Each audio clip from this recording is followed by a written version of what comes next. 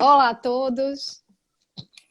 Olá! Começando aqui mais um episódio do nosso Mindful Check, nosso podcast sobre mindfulness. E hoje nós temos a honra de conversar com o nosso colega, médico psiquiatra pela Universidade de São Paulo, especialista em psiquiatria também pela USP, e tem formação em mindfulness pela Universidade da Califórnia.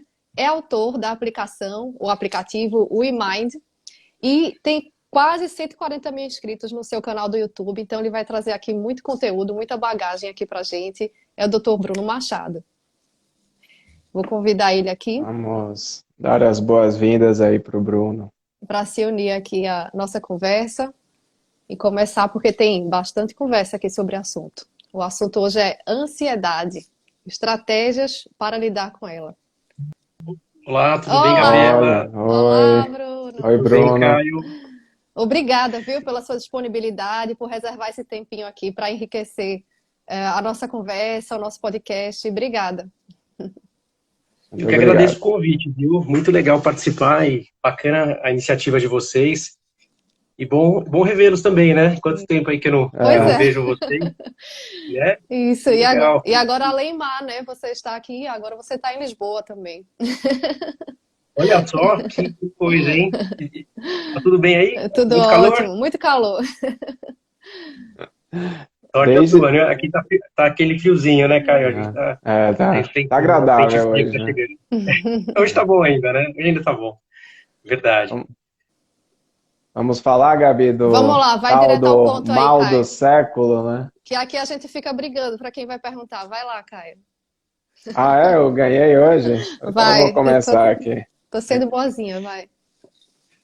Bruno, ansiedade. Eu vi que você fala bastante disso, psiquiatra, né? Certamente atende um monte de paciente com quadro ansioso e me parece que você também foca, né? Eu vi nos seus vídeos, vi no seu Instagram também.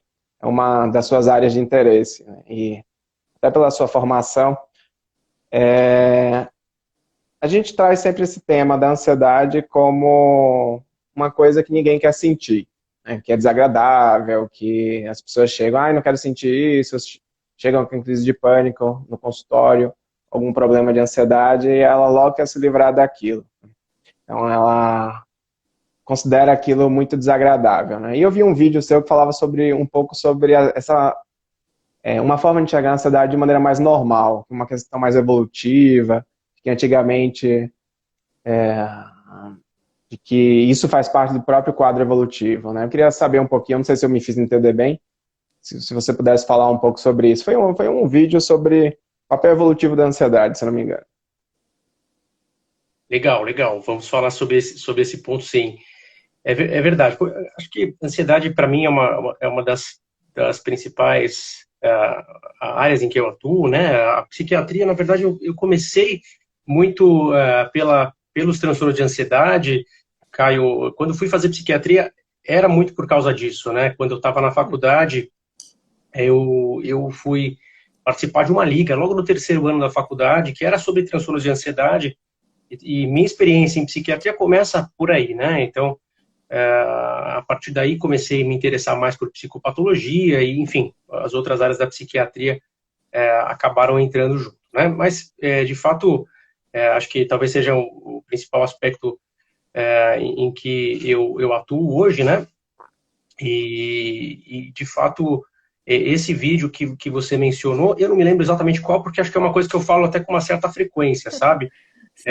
Essa questão da ansiedade como algo que não acontece só em relação à espécie humana, né? É uma coisa evolutiva, é algo Uhum.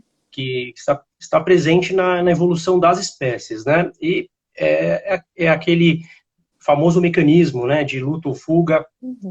aqueles mecanismos primitivos do nosso cérebro, em que, enfim, quando fora de controle, por exemplo, podem desencadear ali uma síndrome do pânico, mas nada mais são do que mecanismos que existem para permitir a nossa adaptação ao ambiente, né? A trabalhar o alerta, trabalhar a nossa possibilidade de defesa, né? Uhum. Então, a ansiedade, ela tem que ser entendida como uma regulação nossa, né? Não algo que tem que ser vencido, que tem que ser totalmente eliminado, mas como um processo de regulação do nosso organismo, e a gente tem que buscar estar sintonizado com esse processo, não eliminá-lo por inteiro, né? Então, a ideia de lidar com a ansiedade como algo normal, né? E, claro que há casos em que se torna um transtorno mental, em que, de fato, aquilo se torna um problema, mas muitas vezes é o que pode ajudar, né? Por exemplo, agora, conversando com você, já dá aquela ansiedadezinha, porque eu não sei o que vocês vão me perguntar, mas isso me ajuda a ficar mais atento, mais alerta, né? E, de fato, ativar um pouquinho a cognição quando a gente vai conversar, né? Então, acho que a gente tem que usar a ansiedade a nosso favor também, né? E nesse sentido, essa visão, né? É uma visão biológica, né? Sobre o que você disse, né, Caio, as pessoas às vezes não querem sentir nada, né? E muita gente acredita que é possível viver sem sentir, né? Isso é muito interessante, porque, de fato, eu entendo como as sensações, sejam elas de dor, de ansiedade, enfim, medo, o que for, são coisas que a gente não pode viver sem, né? E tem muita gente que passa a sofrer de ansiedade, que imagina que o saudável é não ter nada, né? Que é possível viver sem sentir nada, né? Enfim, eu acho que o exemplo da dor é muito bom, né? Porque talvez seja o começo, né, da história do Kabat-Zinn, né? Enfim, o autor de Mindfulness. A dor é um tema importante porque é algo mais palpável até do que a ansiedade, e muita gente acredita que é possível também viver sem sentir dor, né? Que ser saudável não é ter dor, né? A ansiedade, ela também pode ser vista dessa forma. Ser saudável não é ter ansiedade, é viver sem ansiedade. Isso é absolutamente impossível, né? A ideia é a gente viver bem, amigo da nossa ansiedade, né? Não do contra. Nossa, e é muito bom isso que você falou agora. Eu anotei algumas coisas, mas isso que você falou de ser amigo da ansiedade, isso aí parece muito, assim, paradoxal, né? Para quem tá aqui assistindo, que sofre com ansiedade e tudo. Mas o Mindfulness ensina isso também, a gente a fazer amizade com o funcionamento da mente, como é que a mente funciona, o que é a natureza da mente, né? E aí, quando a gente fala nessa ansiedade, que eu gostei muito também que você trouxe isso, eu também fico ansioso. Aí eu vou participar de uma entrevista, eu vou participar de uma palestra, bate aquela ansiedadezinha, porque isso é outra coisa que a gente aprende no treino, né, da atenção plena, é se colocar como igual. Aqui tá todo mundo no mesmo barco. A gente está sempre experimentando essas emoções, as dores, e está todo mundo junto, não tem essa hierarquia. Aqui, o médico que sabe e o paciente que não sabe, aqui a gente está no mesmo barco, né? Mas o que eu queria te perguntar é o seguinte, porque eu acho que é a dúvida de outras pessoas que estejam aqui assistindo. Tá, a ansiedade pode ser normal, eu posso aceitar isso como natural da mente, como uma defesa, enfim. Mas quando é que isso dá sinal que está se tornando patológico? Quando é que eu posso pensar em procurar ajuda, seja de um psicólogo, de um psiquiatra? Quais são os sinais assim que você poderia assim, enfatizar aqui para a gente, para as pessoas? Quando é que eu deveria procurar ajuda? Quando é que parece que isso está ficando assim patológico? Interessante. Essa é uma boa pergunta, né, Gabriela? Normalmente, a gente que é psiquiatra, quando chega para a gente o quadro, já muitas vezes os sinais de alerta já passaram faz tempo, a coisa está muito mais séria do que poderia, né? Mas lá atrás, anos, né? Exato, chega a demorar alguns anos, né? A coisa está correndo há anos, né, Caio? A verdade é essa, mas muitas vezes lá atrás, acho que já existiriam pistas, né, que poderiam ser enxergadas, né? Eu acho que a ideia da gente comparar a ansiedade normal e patológica é super importante, né? A gente estava falando aqui da ansiedade como algo que pode nos ajudar, né? Para a gente se preparar, para a gente estar alerta, enfim, o corpo se preparar para uma situação fisicamente desafiadora, por exemplo, um atleta que vai competir e sente um pouquinho de ansiedade, aquilo ativa a musculatura, né? E a ansiedade acaba ajudando um pouquinho. A ansiedade pode mobilizar um pouco da energia, né? A gente conseguir ativar a nossa energia física e mental.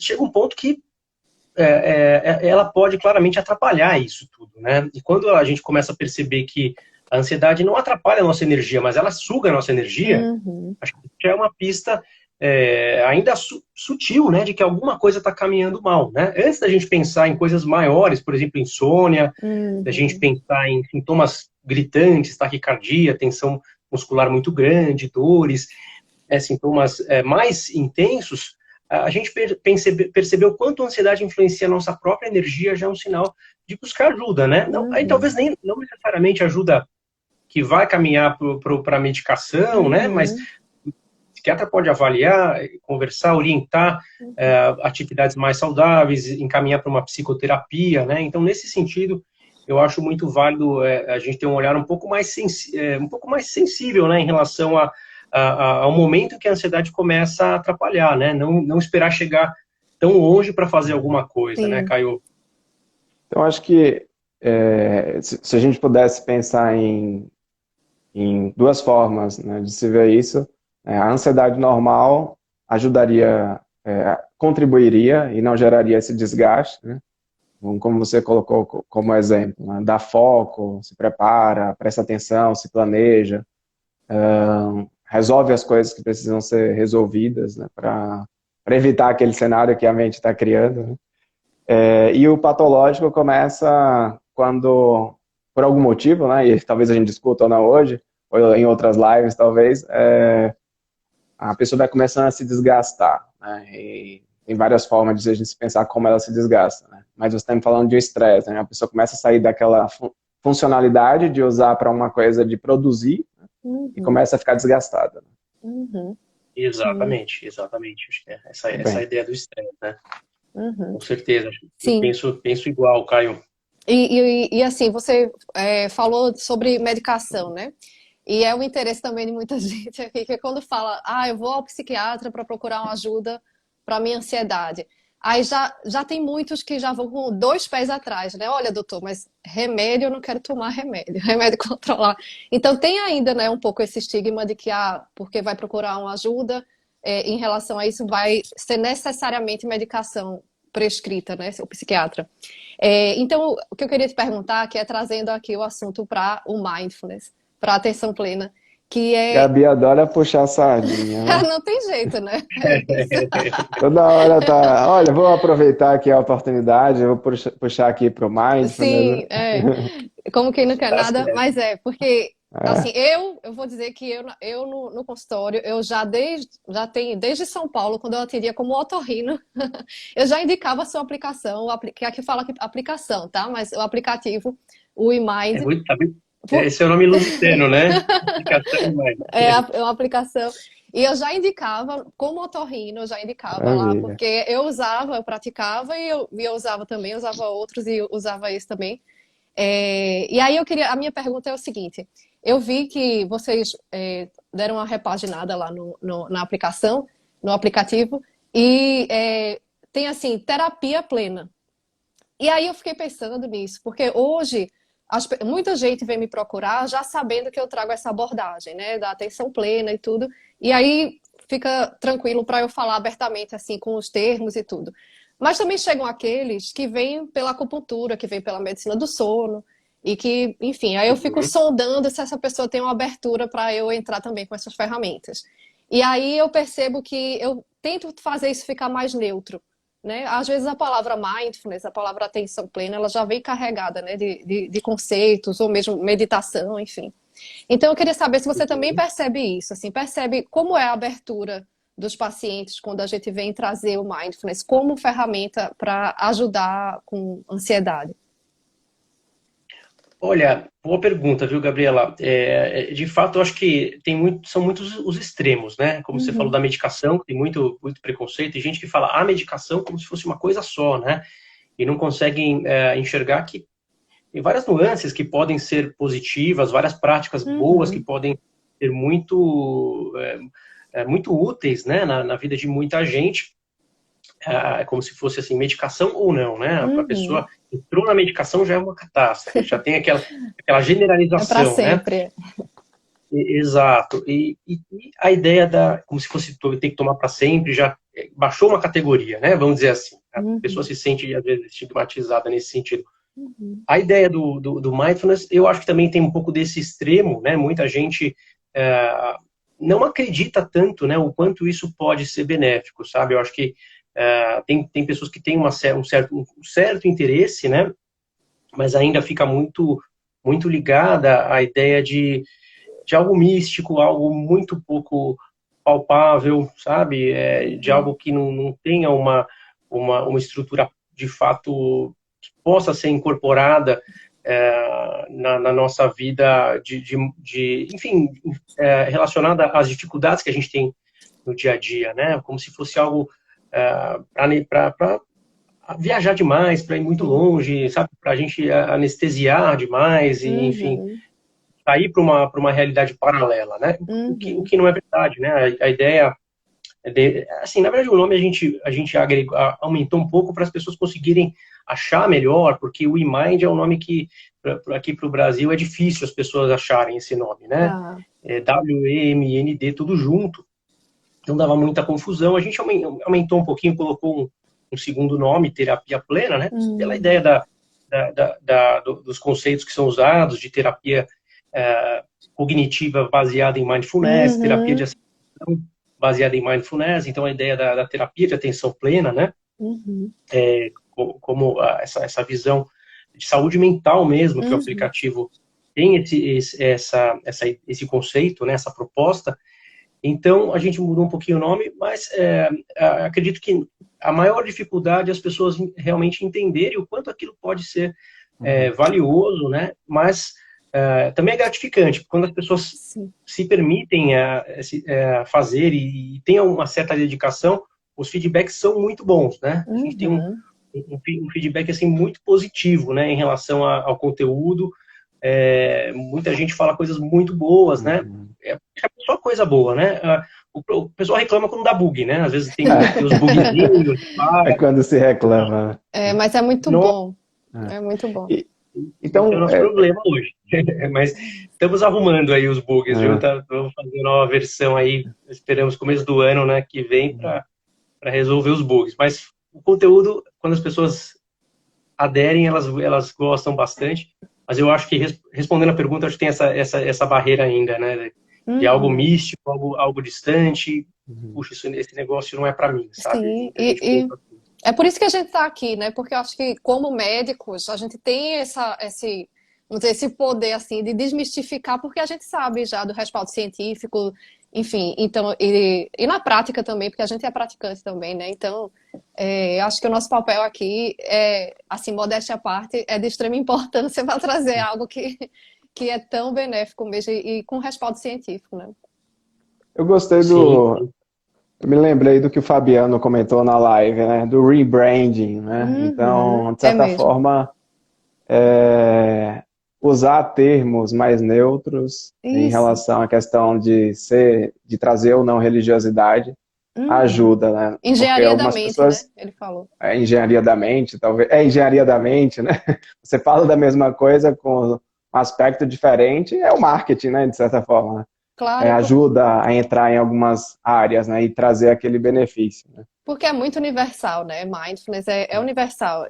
Enfim, tomar consciência, notar o piloto automático, isso não é restrito, né? A gente já tem esse foco, essa quietude ali guardadinho, falta só treinar, né?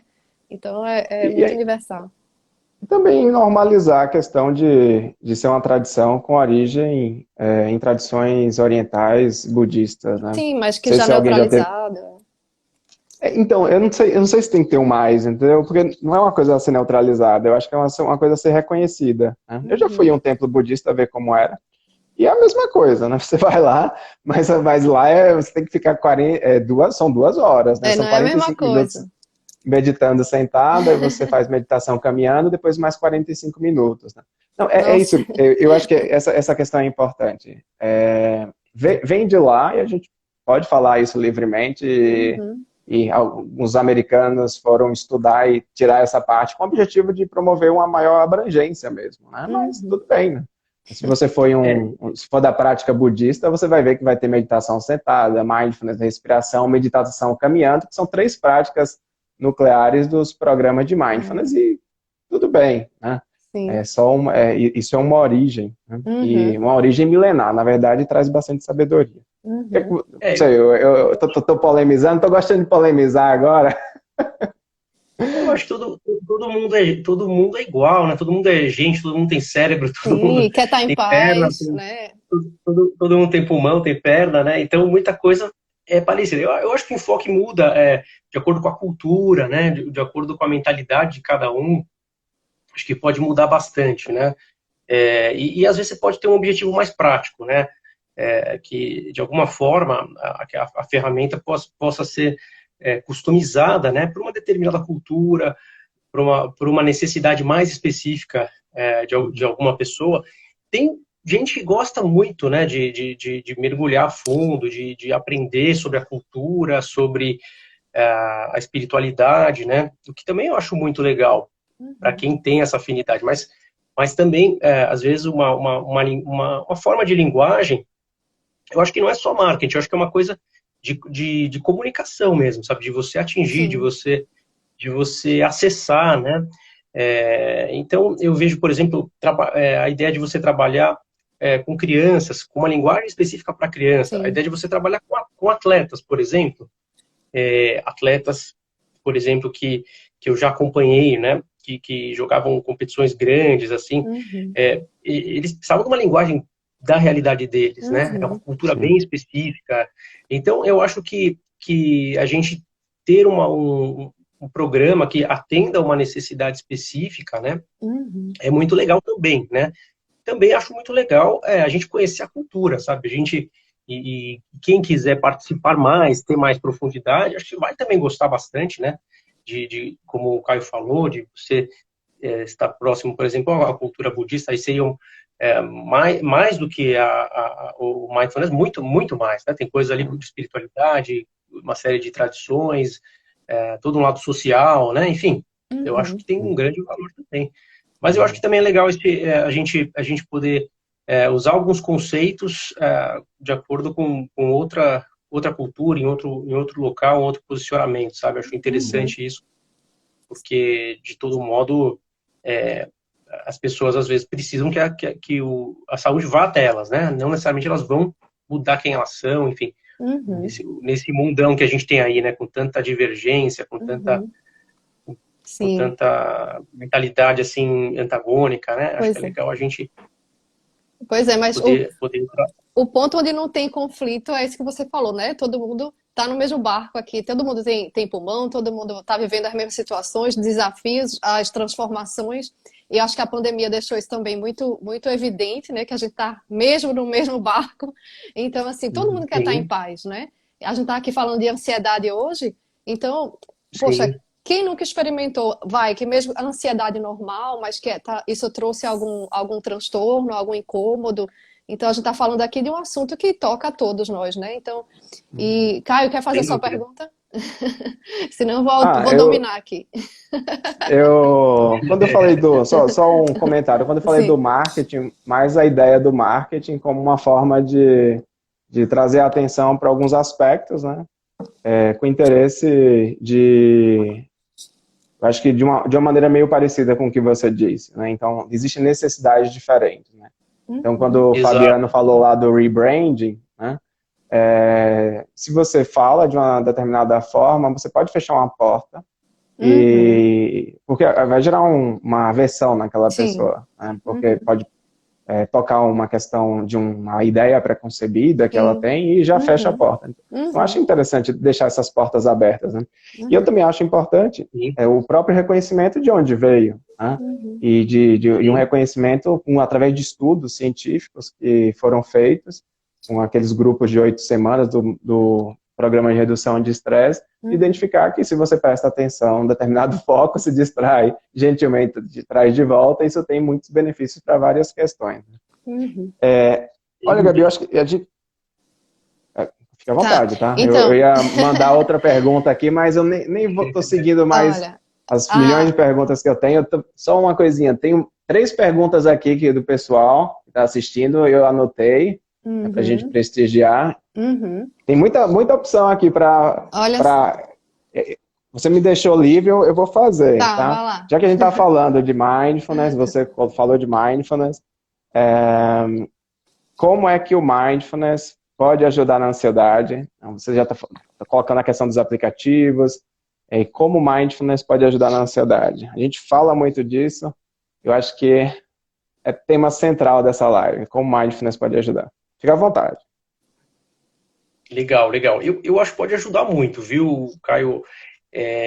Tanto porque a atenção plena por si só, né, pelo próprio conceito de estar no presente de maneira mais aberta, com mais consciência, isso por si só já torna os pensamentos catastróficos, aversivos que a gente tem, enfim, um terreno muito menos fértil para esse tipo de pensamento, né? Naturalmente a gente acaba dando menos importância, olhando por cima, conseguindo se distanciar daquela emoção carregada, né? Ainda que a gente tenha que reconhecer essa emoção antes de mais nada, né? Agora, acho também muito interessante o mindfulness como uma ferramenta para desenvolver estratégias cognitivas, né? Uma terapia cognitiva baseada em mindfulness, eu acho que é algo muito legal, sabe? É uma linha que eu acho muito interessante, porque você abre uma janela, né? Você coloca o indivíduo numa perspectiva muito favorável para desenvolver novas estratégias, para perceber o seu pensamento, os seus padrões cognitivos, como isso influencia, como isso traz padrões afetivos, né, emocionais.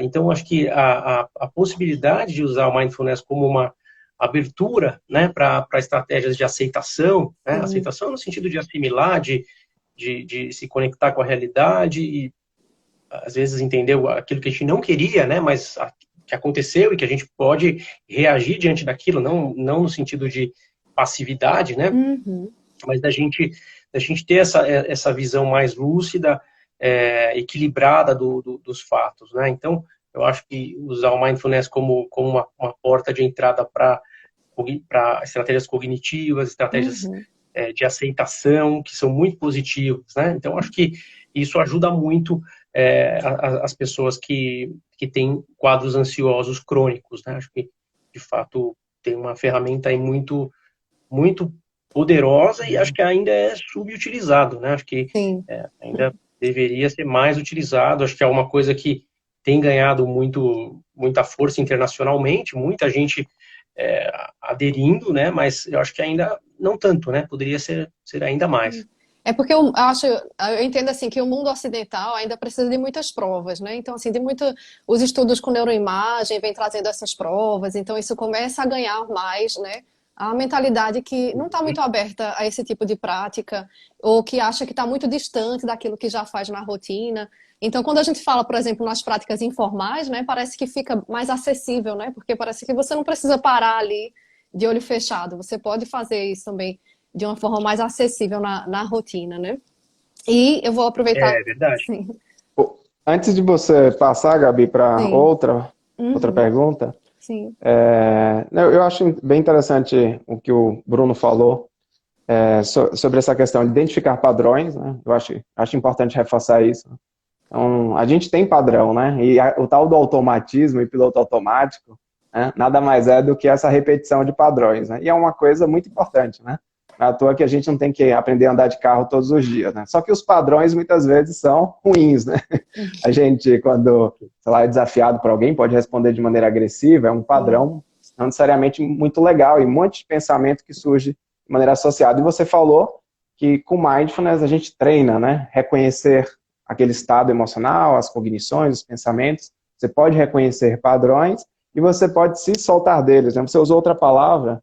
Eu uso muito desidentificação. Você usou, não me recordo qual foi a palavra, mas não foi nem de ser determinado, mas... De aceitação. Assimilação. Assimilação. Sim. Exatamente, a palavra é assimilação. Você assimila aquilo sem se deixar levar e você reconhece os seus padrões. Olha só que coisa boa. A pessoa pratica, está fazendo uma terapia gratuita, né, praticamente. Reconhece, lógico que se precisar, né, é um acompanhamento diferente, eu estou trazendo aqui uma habilidade ótima que a pessoa tem, né, para reconhecer padrões e não se deixar levar por eles. Eu queria reforçar isso. Exato. Isso. E todos nós temos, né, um padrão. Por mais que a pessoa seja muito inteligente, enfim, tenha muitas qualidades, todos nós temos o nosso viés, né, Uhum. Aí eu acho que se a gente não tiver atento a isso, a gente vai se limitar bastante, né? Com certeza. Eu acho que é uma ferramenta legal nesse sentido também, né? Uhum. E aí a pergunta, eu vou passar aqui, porque foi uma pergunta que recebemos, tá? E aí a pessoa disse o seguinte, que fui diagnosticada com síndrome do pânico. E eu queria saber se mindfulness também pode ajudar quando o quadro é assim, que parece, eu acho que ela quis dizer assim, que parece que é mais grave, né? Na síndrome do pânico. Se Eu também vou pode ajudar. vou acrescentar duas perguntas do pessoal que está assistindo, tá? E que tem tudo a ver com já que você é psiquiatra, eu não estou te colocando numa situação complicada. Que vou aproveitar e juntar os quadros clínicos que o pessoal abordou. Uma pessoa perguntou se insônia sempre vem da ansiedade. A Gabi falou do pânico, né? Se o pânico mais grave, não é, Gabi? E a outra é transtorno de ansiedade social. Foi que uma mãe perguntando do filho, né? O que é que faz? Então já estou colocando 3 quadros aí para você ficar à Poxa, vontade para falar sobre ele. Né? Se tiver aí tá bom. umas 5 horas aí de aula, né, Bruno? Vamos tentar resumir. Tem no seu canal, É deve verdade. ter um monte, tudo sobre isso, não é, Sim, Bruno? sim. É verdade. Lá no YouTube meu canal tem ansiedade social, tem tudo isso daí. Depois, fazendo aqui o merchan, né? Quem Sim, quiser ver sim. depois, é Dr. Bruno Machado controlando a ansiedade. Quem tiver curiosidade, tem lá a ansiedade social também. Mas vamos só começando do início aí, né? Sobre a ideia da crise de pânico, que é muito interessante, né? O pânico é as mesmas vias cerebrais, né? Primitivas que estão envolvidas nos transtornos de ansiedade, mas por vezes acontece mesmo em pessoas que não têm aquela ansiedade traço, né? Aquela ansiedade basal, Uhum. aquela pessoa que já tem um pensamento ansioso. Muitas vezes alguém que não tem esse perfil e tem essa liberação dessas vias Olha, cerebrais, Bruno, né? aí, ó. Vai assistir todos, tá vendo? Legal, legal, Marisa. Sim, e aí nem Obrigado. sempre a pessoa tem Obrigado. esse traço, né? Mas. Exato, a pessoa que tem o pânico às vezes vem rapidamente, vem abruptamente a crise, né? Hum, E muitas vezes depois disso ela começa a entrar num círculo vicioso de fato, né? De monitorar o próprio comportamento, de se esquivar. Eu acredito que o mindfulness ajuda muito, muitas vezes, não exatamente na hora do pânico, embora possa ser aprender a relaxar, aprender a controlar a respiração, possa ser muito importante, mas muito antes uma prática contínua, no sentido de evitar que a pessoa venha uhum, a ter crises, né? A pessoa dormir melhor, se organizar melhor, uhum, ter uma relação melhor com a própria ansiedade, vai ajudar que ela não tenha tantas crises, tá? Então, uhum. eu acho que ajuda muito, mesmo quando é a crise de pânico. Embora, muitas vezes, algumas pessoas precisam combinar tratamento medicamentoso, né?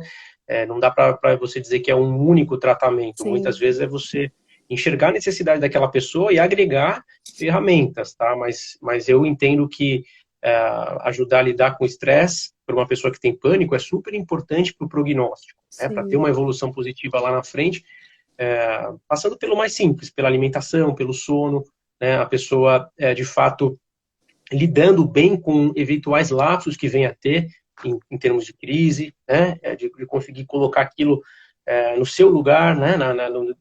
Proporcionalmente, sem deixar que aquilo se torne uma catástrofe ou algo fora de controle na vida, né? Eu acho que, Uhum.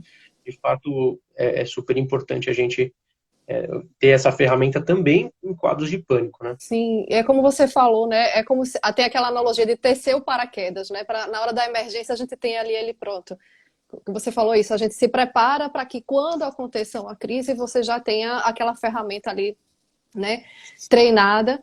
E acho que é isso mesmo. E, bom, E sobre isso, Gabi, eu acho que o relato de quem começa a praticar e se passam algumas semanas, às vezes algum mês, começa a falar que tem uma certa paz maior, né, e que quando vem algum desafio, ansiedade, é, a pessoa não sabe por quê, mas fica mais presente, mais assentada, né, assentada naquele momento.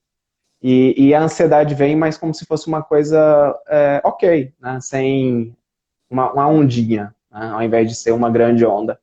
Que eu acho que é isso que o Bruno falou, né? Que você prepara, tem um ambiente muito mais preparado, né, para lidar com aquelas dificuldades. E uma pessoa que tem pânico, se começa a praticar, ela começa a ter um terreno menos fértil para o pânico. Né? Fica muito mais difícil vir uma crise, porque ela se engaja menos naqueles padrões disfuncionais que caracterizam o pânico. E como ele falou, né, vai interferir em tudo na vida, né? Vai regular, se você treina a atenção, você regula a emoção, você melhora o sono, você tem uma melhora também na imunidade.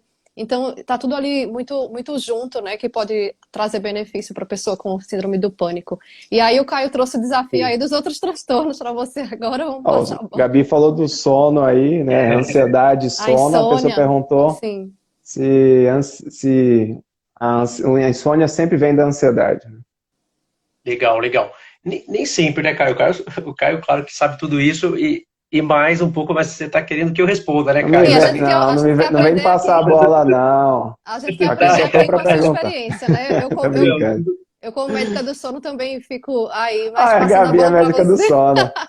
Ô, Bruno, passa a bola para a Gabi, na verdade, né? Não, mas... Vamos lá. Eu vou responder. Eu diria que a maioria das pessoas que têm insônia tem ansiedade, né? Não que toda insônia vem de ansiedade. Tem vários outros diagnósticos relacionados à insônia, né? Até muitos diagnósticos. Depressão, transtorno bipolar, muitos diagnósticos psiquiátricos também podem ter um link direto aí com a insônia, né? Mas acho que a grande maioria das pessoas tem sintomas de ansiedade associados, não necessariamente um transtorno, né? Às vezes tem questões puramente ligadas a hábito, comportamento, né? Enfim, alguns processos contemporâneos que hoje impactam muito na qualidade do sono das pessoas, coisas até simples de serem mudadas, né? Mas, de fato, é um tópico importante, né?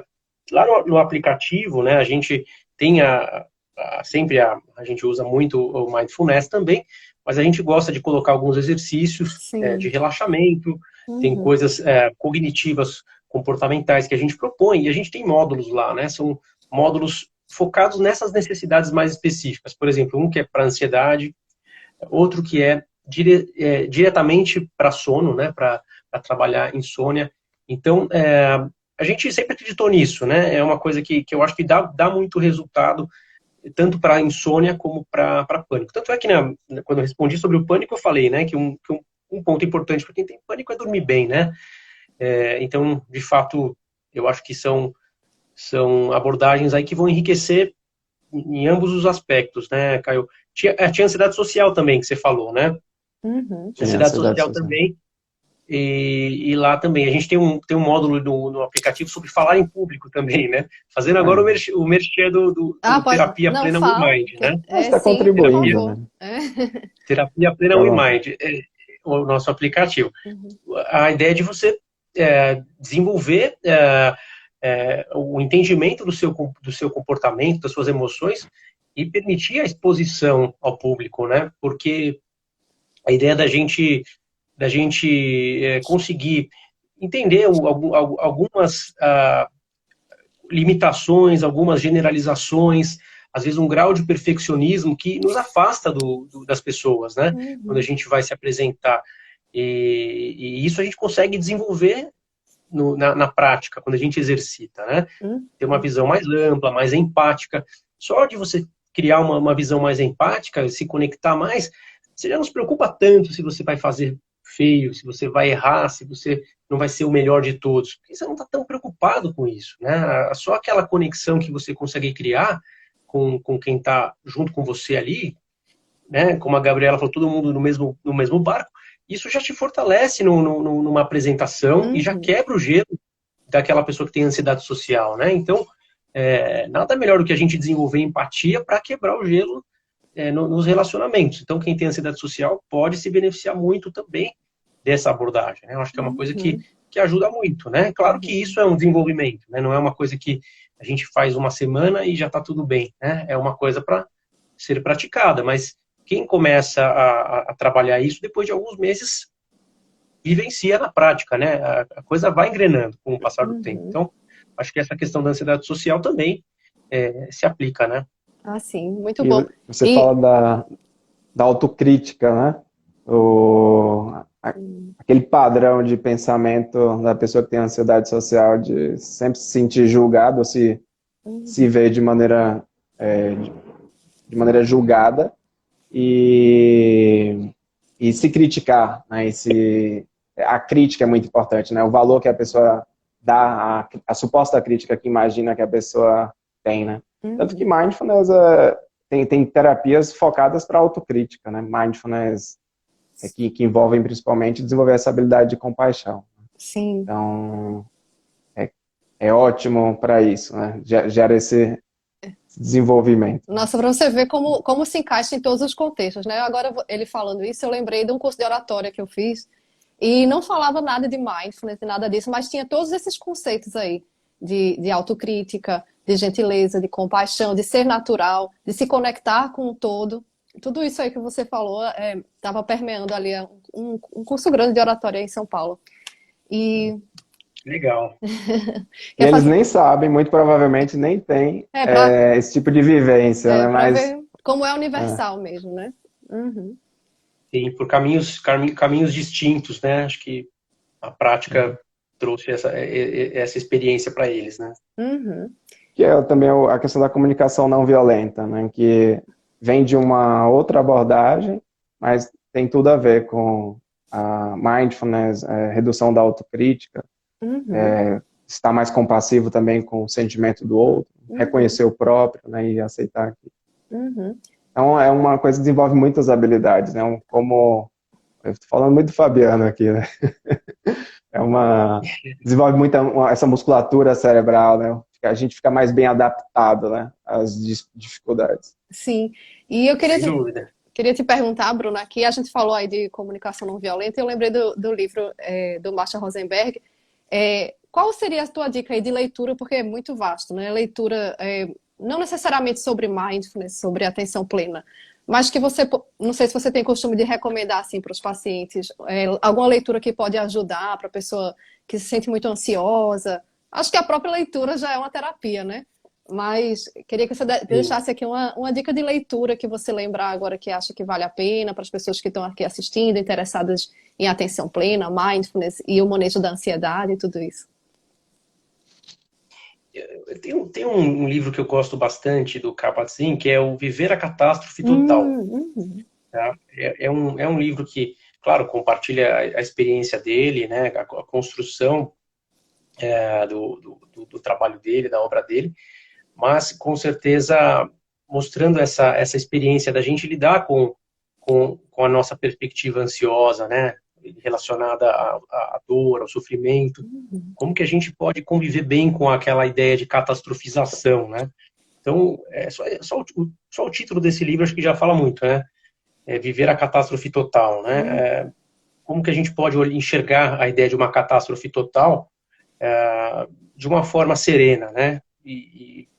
Enfim, Se entender que é permitir, muito né? menos do que uma catástrofe, né? Uhum, Realmente, se permitir. Então, é um livro que acho que fala muito sobre mindfulness, sobre manejo de sofrimento físico, né?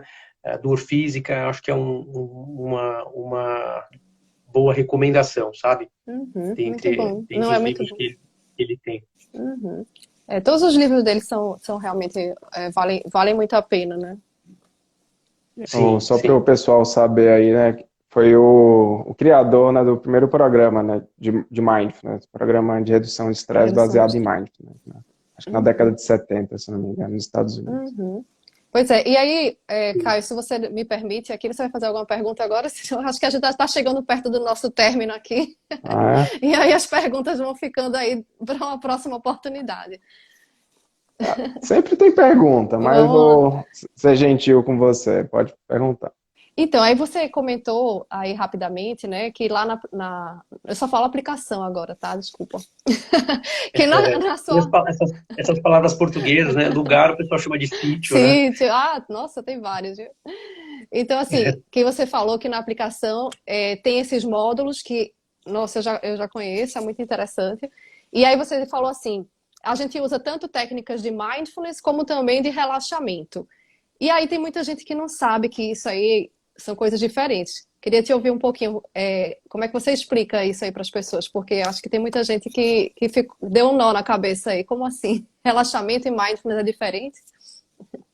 Sim, sim. Pois é, o mindfulness ele contém de certa forma o relaxamento também, né? Mas é um relaxamento que é orientado ao alerta, né? A gente tenta trabalhar com a pessoa a atenção, o detalhamento do que está acontecendo de maneira sutil, né?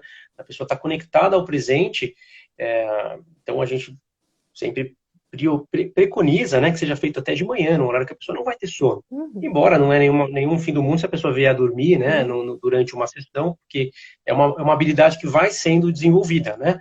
Mas a ideia é a gente trabalhar o nosso alerta, o nosso olhar de uma maneira sutil, livre de julgamento, né, de uma maneira abrangente, e treinar isso, aplicar isso no nosso dia a dia, né? Essa que é a ideia do mindfulness. O relaxamento não, né? Ele propriamente não visa a gente trabalhar o nosso olhar. A gente vai muito mais se conectar com fisicamente a nossa sonolência, com relaxamento muscular apenas, né? E, enfim, vai tentar distensionar, né? Podendo ali uhum, induzir até mesmo sonolência, né? Então uhum, são abordagens diferentes, tem coisas em comum, né? Mas o desenvolvimento disso ele não é com o mesmo objetivo, né? Vai trabalhar sim, em direções diferentes, né? uhum, São habilidades que se complementam, né? Acho que são habilidades que se complementam. sim, Em geral, quem consegue evoluir bem em mindfulness consegue também fazer relaxamento com facilidade, depois consegue dormir com mais naturalidade, né?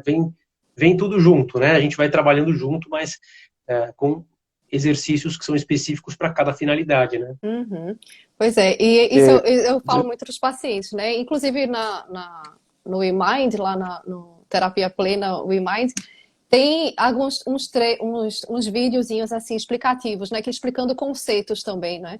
Não só as práticas, mas também explicando os conceitos, e eu acho importante também, porque quando a gente fala em relaxamento, né? O relaxamento é claro que é benéfico, todo mundo quer relaxar, mas eu acho que é um benefício mais temporário, né? Eu vejo assim, quando você treina a atenção plena, aquilo transborda para todas as situações da vida, tudo vira treino, né? Então é por isso que se torna uma coisa mais profunda, né? Digamos assim. e eu Sem diria dúvida, que sem dúvida. eu diria que buscar o relaxamento, às vezes pode gerar relaxamento, ou não, né? Pode gerar estresse, né? Quando a pessoa está pensando, vou relaxar, tenho que Uhum, relaxar, estou muito estressado, não estou conseguindo relaxar. E o mindfulness traz isso, eu acho que aquela coisa de você vai diminuir essa carga de estresse que está impedindo você de relaxar. Não uhum, necessariamente que o foco inicial seja relaxar, mas você pode buscar como foco também o relaxamento. Mas é desativar essa amplificação de estresse que a gente costuma produzir. E é tão simples, né? Quando eu reconheço o meu desconforto, faço as pazes, olho para ele com curiosidade uhum. e depois volto para um foco, né? Uma respiração, me distraio de novo, volto para a respiração, depois surge desconforto, reconheço o desconforto. Então eu estou praticando O treino, né? de O treino uma, é esse. e isso vai gerando relaxamento, né? Uhum, Tira esse desgaste de ficar, eu tenho que sair daqui de dentro de mim, eu não quero mais sentir isso. uhum. Ou eu preciso relaxar de qualquer jeito, então eu vou estando mais presente, Exatamente. né? Sem tanto desgaste. Exato. É aquela cobrança, né, de você querer lutar contra a circunstância, querer dançar contra a música, vamos dizer assim, né? Você não entender o timing. É aquela pessoa que quer dormir quando está ligada, né? E quer dar um jeito de dormir de qualquer jeito, né? Não vai conseguir, não dá para você lutar contra alguma coisa que, enfim, tá tão viva naquele momento. Você vai precisar fazer outra coisa e outra hora você vai dormir, né? Aquela pessoa que fica na cama Uhum. brigando para dormir, né, Caio? Eu acho que nesse sentido não dá para a gente querer relaxar na marra, né? Acho que é uma boa consideração, né? O relaxamento é para fazer no momento propício, né? Quando você tiver em condições de relaxar, em que o contexto seja favorável, né? Não para lutar contra as circunstâncias, né? Sim, não fugir, E né? mindfulness exato. E o mindfulness você vai ter uma sintonia muito mais abrangente com o que está acontecendo independente do seu momento, né? Você pode estar no trânsito, naquela correria e buscar aquela abertura, aquela consciência, né? Acho que é algo muito mais rico nesse sentido, né? Uhum. É isso. Então, assim, eu quero te agradecer muito. Já tem muita gente aqui agradecendo, que é muito esclarecedor. Eu tenho certeza que realmente é muito útil e aqui é um material para ser revisto, né, Caio? Queria E, agradecer também. e eu queria te pedir, Bruno, então, para deixar aí o seu convite, os contatos, como é que as pessoas fazem para usufruir mais dos teus conteúdos, para quem ainda não te conhece. Deixa aí uma mensagem e falando um pouquinho dos teus projetos aí para o próximo ano. Legal. Bom, quem não me conhece, sou Bruno Machado, né? Meu canal do YouTube é Dr. Bruno Machado, Controlando a Ansiedade. O aplicativo, né, que talvez seja o meu principal projeto hoje, é o Terapia Plena WeMind. É um aplicativo aí que já tem um público bastante grande. A gente tem hoje uma base de 70 mil usuários ativos, né? O número de downloads já é bem maior que esse até, mas hoje na base ativos são esses. A gente agora está num projeto para o ano que vem em que a gente vai fazer o aplicativo em inglês, né? Maravilha. Então, a nossa abordagem a partir do ano que vem é lançar um novo aplicativo reformulado, corrigindo alguns bugs, né? Que hoje é um problema, porque se o conteúdo é muito bem avaliado, algumas pessoas têm problemas para usar o aplicativo e isso acaba limitando, né? Depende muito da sorte do aparelho, da pessoa, de ter a compatibilidade. A gente vai fazer o aplicativo em inglês e pretende expandir bastante, né? A partir do ano que vem, esse seria um projeto para 2023, né? Agora, quem quiser encontrar os links, tudo, tem lá na bio do Instagram, né? Tem lá meu canal do YouTube, enfim, o nome do aplicativo. Quiser saber mais sobre esses projetos, o Instagram tem ali na bio. Muito bom. E aqui por Lisboa já sabe que pode contar com o meu apoio, porque eu pratico, eu gosto e eu recomendo. Obrigado, Gabriela. Muito obrigado, Bruno. Eu preciso visitar vocês aí um dia, né? Quem sabe, né? Venham mesmo. Obrigada mesmo. E boa tarde. Está convidado para outras lives, outros episódios. É isso aí. Legal, Caio. Vai ser um prazer. Um abração para vocês aí. Obrigado. Tchau, até mais. Tchau, até mais. E tchau a todos também. Obrigado aí pela atenção e audiência.